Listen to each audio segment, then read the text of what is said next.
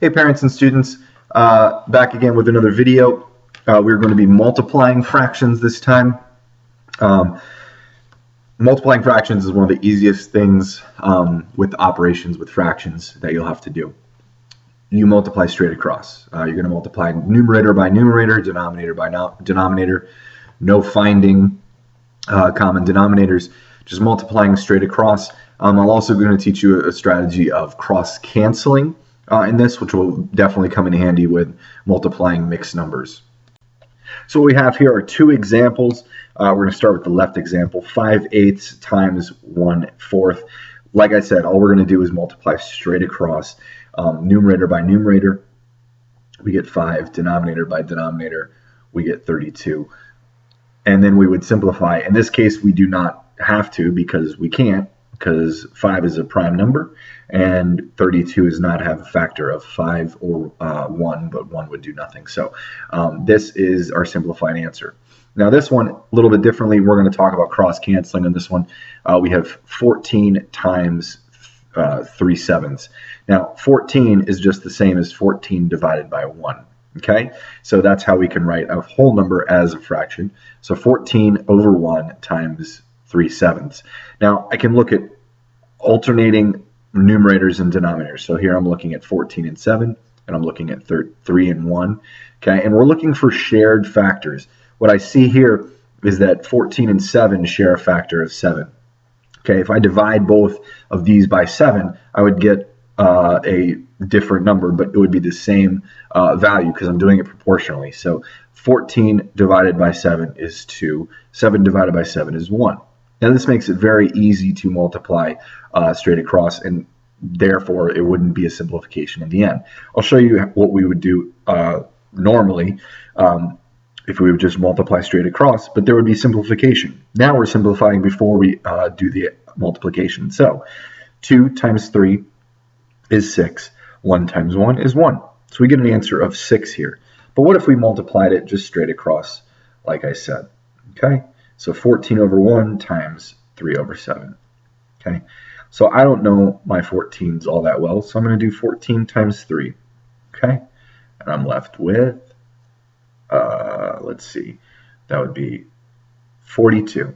Okay, so I'm left with 42 over 7. So 42 over 7 is the same as saying 42 divided by 7. Well, what is 42 divided by 7? You got it, 6. So this way, we're simplifying beforehand, and this time we're simplifying after, where we would divide both top and bottom by 7, and we would get 6 over 1, which is the same as what we got here. Okay? So I'm going to go ahead and show you how to multiply mixed numbers as opposed to making another video.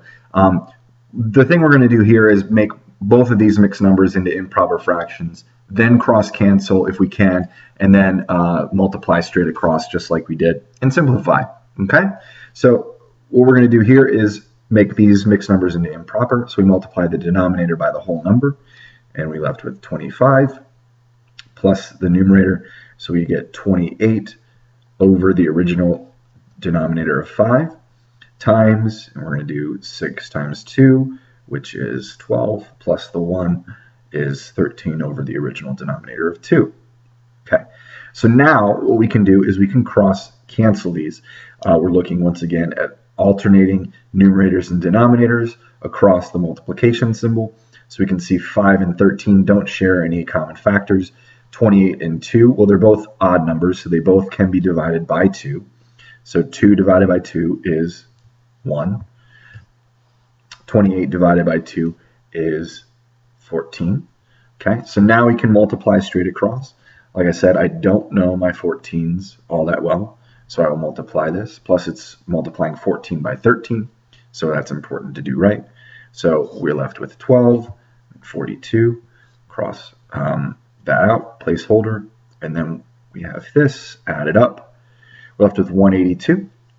So we get as our answer 182 over 5, because 5 times 1 is 5.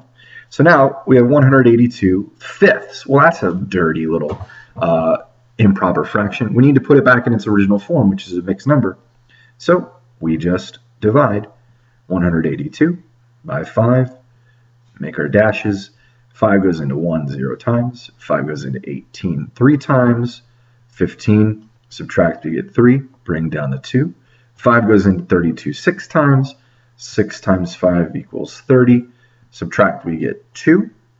Okay, so then we're left with 36 and 2/5. Okay.